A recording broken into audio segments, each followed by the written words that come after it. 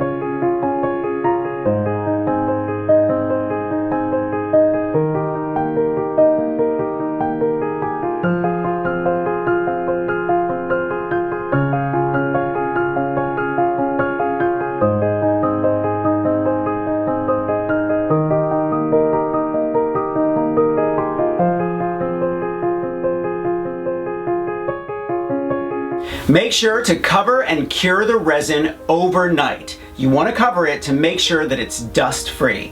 Thumbs up if you like this video, leave me a comment and I will get back to you. Subscribe to my channel if you haven't already. Grab a copy of the Big Ass Book of Bling and I will see you next week. Bye.